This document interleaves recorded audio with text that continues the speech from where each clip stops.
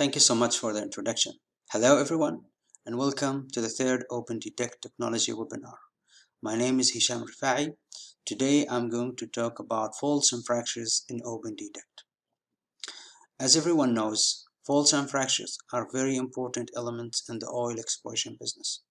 Faults can behave as seal, but also they can work as a conduit where they transport fluids into structural traps.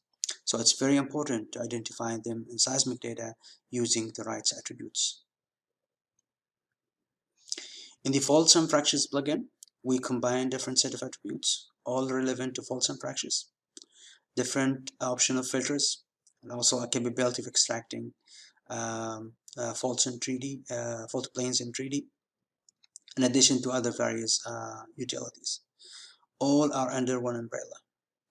The faults and fracture plugin can be run as a standalone plugin, but also in a combination with a DB steering. Because there are some attributes can be directly computed from the steering data, such as curvature attribute. Today we are going to work together on an offshore dataset from New Zealand. I'm going to show you first how to create a structurally oriented filter, and by that I mean we are going to smooth the data, and we try to make the faults as clear as possible. But before that, we have to create the steering cube, which is seismic volume, contains dips and azimuth that are extracted directly from the seismic data. And we can use this volume to compute other conventional attributes as well. Another option to improve the visibility of faults is by applying one of the filters that's available, is the edge preserver smoother. Traditionally, we have been using the similarity attribute, or one of these semblance-based algorithm, to detect and identify discontinuity features in seismic data.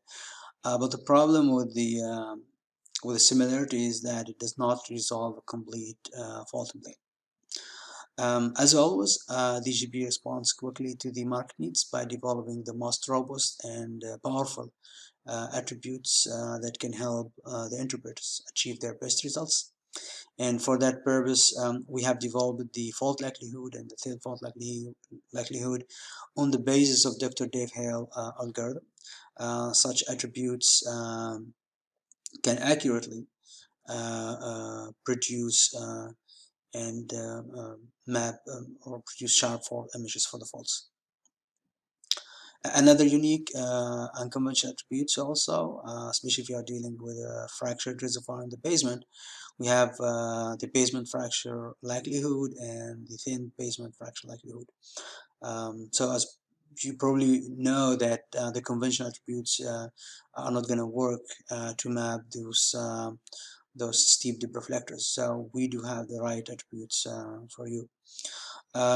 Sometimes when you create the thin fault likelihood, you may get some artifacts associated with this fault probability volume. So we have the right tool to eliminate such artifacts. The fault skeletonization is one of those. And if you want to extract faults in 3D, or fault planes in 3D, then we can use the fault likelihood as an input, or the thin fault likelihood as an input, and extract them in 3D. And if you are working on unconventional dataset, then we have attributes that computed directly from the TFL. It's the fracture density attribute and the fracture proximity attribute. The fracture density basically it tells you where in your data you have a high concentration of fractures, which might be an indication of the sweet spot for hydrocarbon extraction. The fracture proximity, on the other hand, tells you how far the fractures are from each other, or how far a certain fraction from a well, for example, which is, might be very useful when you are working on a drilling hazards studies. And of course, we cannot talk about faults and fractures without mentioning our new machine learning plugin, our Fault Estimator algorithm. the unit fault estimator is a great tool also to predict the faults and fractures or the discontinuity features seismic data. I have applied this on this algorithm on this data, and I really get good results, especially on the Z-slice. So let's work on some real data. Okay, so what we see here is a seismic section, actually in the line 653. As you can see here, this seismic hasn't been enhanced yet. So what I'm going to do here is to apply a medium filter. The goal is to improve the lateral continuity of the seismic reflectors, aiming to also to improve the visibility of these discontinuity features. To do that, I need to first to compute the steering cube. So as mentioned, steering cube is a seismic volume that contains the dips and azimuth that extracted from the seismic data. So let's see that. So here's the steering data or steering cube displayed over the seismic section. So what you see here, two different colors representing the dip direction. So we are going to use this information to compute the dip steering medium filter. So to compute the dip steering medium filter, we need to access our 3D attribute engine first. So click here and you look for the WC medium filter, which is available here. So as you can see, I'm going to use the seismic or the original seismic. And for the step out, this is something you really need to evaluate before you decide which step out or which good step out to use, because basically this is how much you're gonna remove, how much noise you're gonna remove. Fraser Brown already talked about this into more details, so if you want to know more about this, please go and watch his webinar. So for now, I can look at the results here. So yeah, here's my seismic. Here's the misting. So you can see here already that the seismic or this vertical discontinuity has been already improved, but also overall seismic also has been improved. So if I'm happy with these results, I can apply this medium filter for the entire seismic, and I use the new enhanced seismic volume to compute other attributes. So the one of the attributes that we are going to compute is the similarity attribute. As you know, the similarity is very sensitive to these discontinuity features. So to compute the similarity, so we need to access this this attribute engine again. So here, so as you can see here, I'm using the enhanced seismic data. So basically, the similarity by definition it expresses how much two or more trace segment look alike or identical in waveform and amplitude. And of course, in OpendTect we use the dip to find or to find the best similarity between the trace pairs. For the trace segment or the trace segment basically are represented by time gate in milliseconds. The extension parameters here I'm using cross. Basically this parameter determines how many trace pairs will be used in this computation. And we are doing this for from trace to another in every inline and every inline and cross line direction. And as mentioned, we're doing this with the steering information or the dip information, also with some statistical measurement, either a minimum or average or maximum. So let's look at the how similarity results look like. So here you go. So what you see here, similarity results displayed on the seismic. So these colors actually the dark colors or the black colors represents that we have a low similarity, which can be interpreted as discontinuity features or faults. So now let's compare these conventional attribute results with our new unconventional fault attributes. To access the faults and fractures, so you need to click this icon here, So as you can see, we support 2D and 3D. So this is the faults and fractures 3D control center. As mentioned before, we support different set of attributes, filter options, planes to extract fault planes, and also other various utilities to further analyze your faults and fractures. So for the attribute, the first thing we compute here is the fault likelihood. As I said, it's an attribute. Basically, it's the bar of semblance. It has a range from 0 to 1.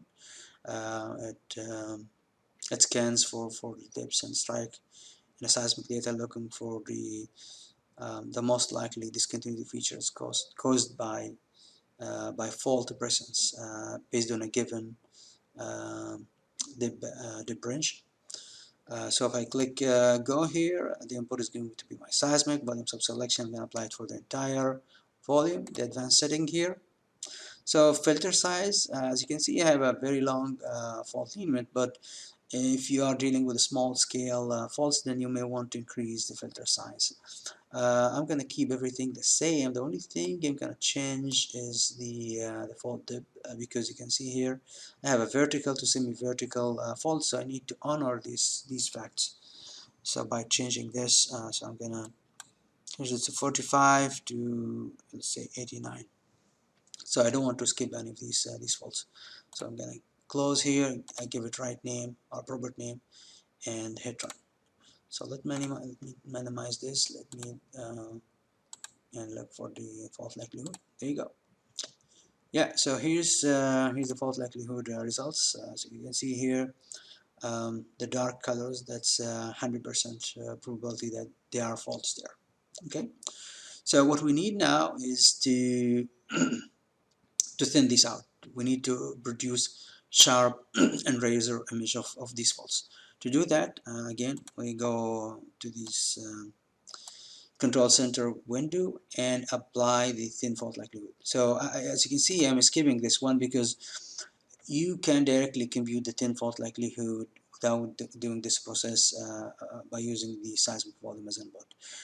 But for me, I computed this first because I wanted to use this volume actually to extract the fault planes.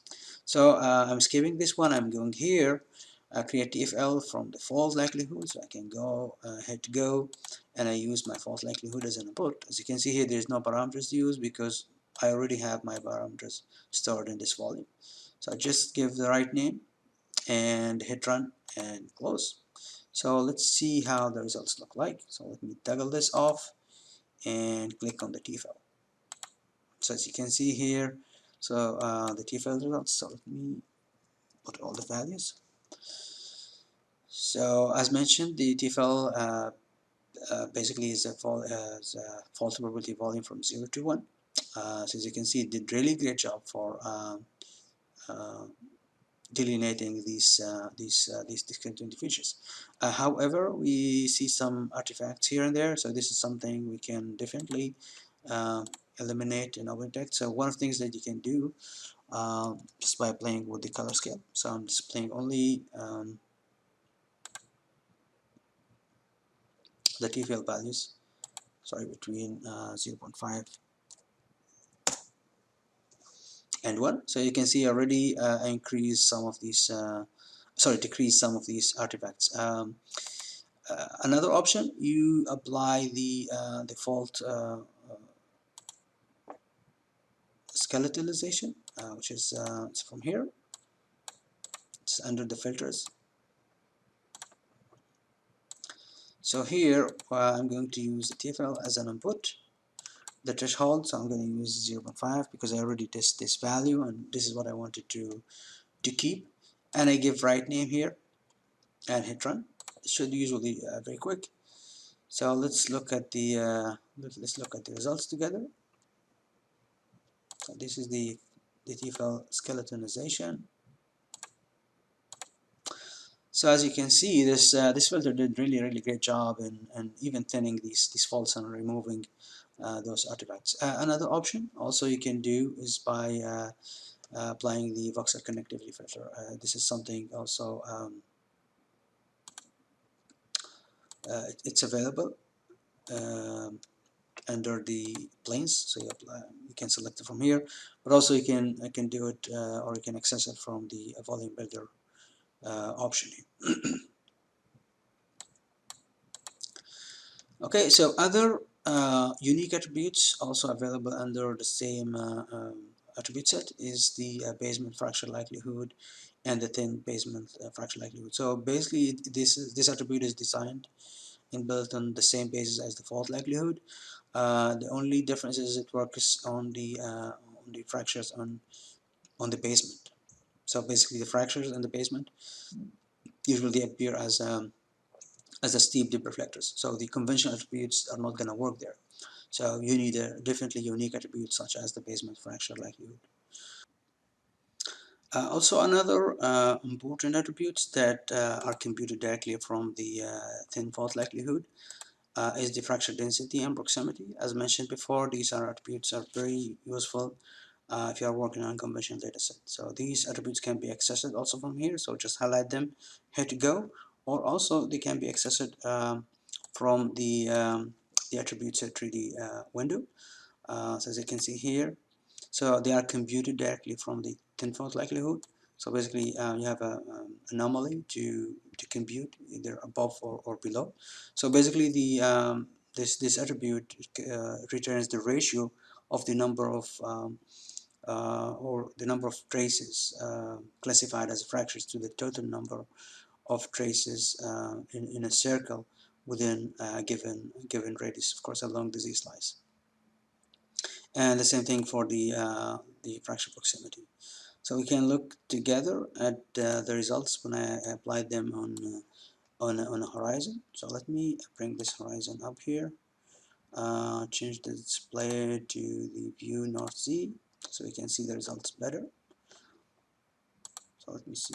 Yeah, so here's the fracture density. As you can see, the hot colors represents the we have a high concentration of faults. The fracture proximity, on the other hand, tells you how far this fracture from each other or from a certain point. So as you can see here, the blue, you can see it means there's a zero distance. That means you are exactly at the location of the faults. Okay. Yeah, so let's go back to the normal view here. Let me toggle this off. So the other thing that I wanted to show you is how to extract the fault planes. Okay, so for this I'm going to use the fault likelihood that I computed, and for the time range, so I'm just going to use small area here. Let me see, 800. And for these parameters, so you need to set this minimum fault likelihood for skin and the seed. So basically, sin is a set of XYZ points, connected points that belong to one fault plane, and basically the seed is the value that has the largest thin fault likelihood value. And the minimum or the maximum delta, this is how much difference you allow in the neighboring points, so for the likelihood and for the strike and for the dip, of course. For the minimum skin size, if you want to dismiss the small faults, then you may want to increase these values, and just hit run. Okay, so let's do that. This should be very quick.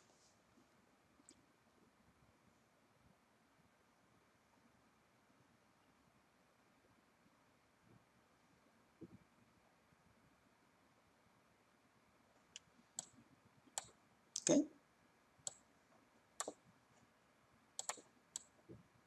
so you can see here, these are the what we call a fault skin. So they are not fault planes yet. So if I zoom, you can see that basically they are just dots that connected to each other, and they make the fault planes.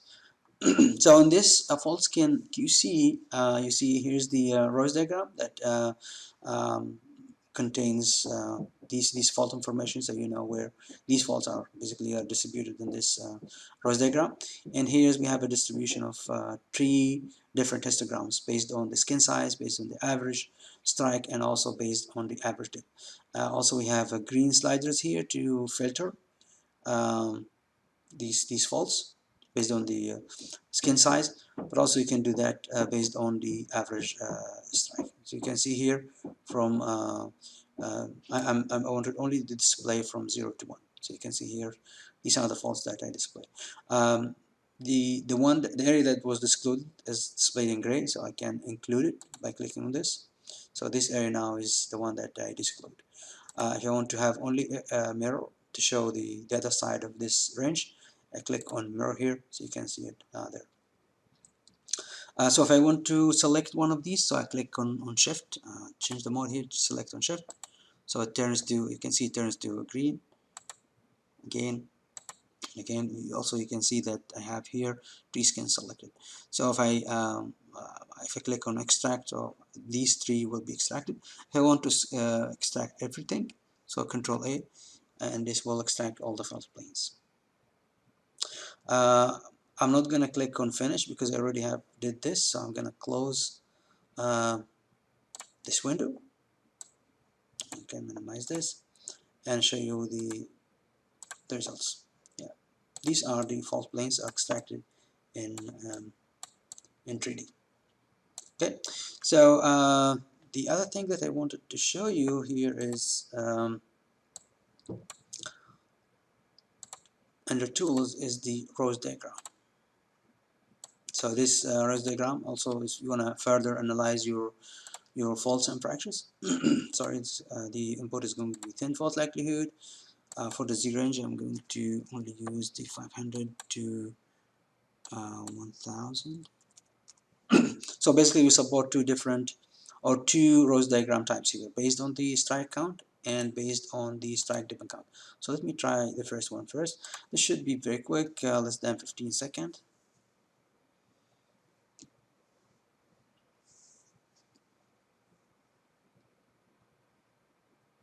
Yeah, okay, so this is the rose diagram based on the strike counts. So this divided into 36 sectors.